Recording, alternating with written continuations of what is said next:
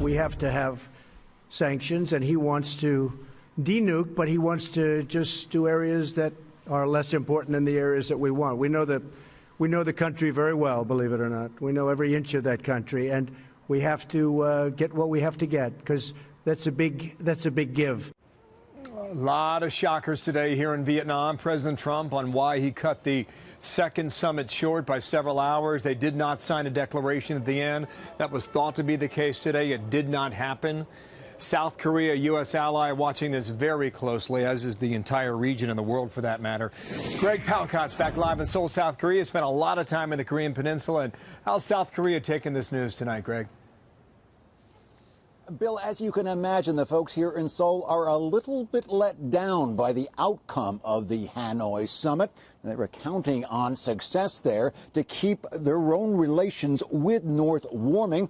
Officials formally expressing regret. For example, up in the air is a visit by Kim Jong-un here to Seoul. That was expected maybe in the next couple of weeks. Now that is not sure. Still, in a phone conversation between President Trump and South Korean President Moon, assurances were given that dialogue will continue. Also a positive, the promise from Kim Jong-un that nuclear testing and missile launches would be suspended. That's a good thing for this part of the woods. Bill.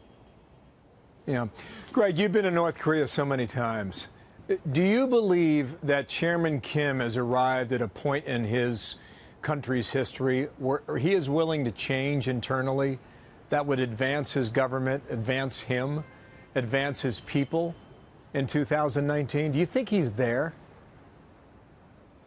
Now, from everything I've seen, everything we've seen in our visits to North Korea, Bill, we do get the sense that there is a need for change in North Korea, that, in fact, there is a desire by Kim Jong-un. Remember, he's the third generation of the Kim family to bring North Korea into the 21st century, to change the economy. But also, from everything I've heard, from everybody that we've spoken to on the ground, they still feel they need those nukes as some kind of a security blanket. For example, this is exactly what President Trump has been pitching to Kim Jong-un, that he can bring an economic revolution to that country that can change North Korea. And he's been pitching that directly to Kim Jong-un.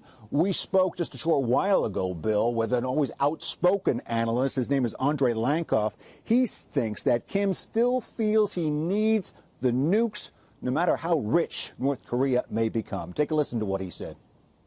You know, dead people cannot be rich.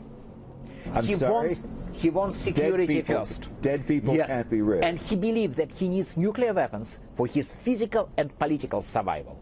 And yes.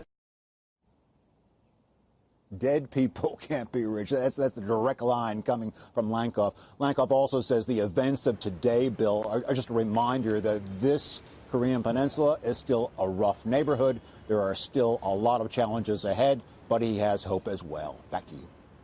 Good reporting there. That's a statement of fact, by the way. Dead people can't be rich. Greg, thank you. Good work there in Seoul.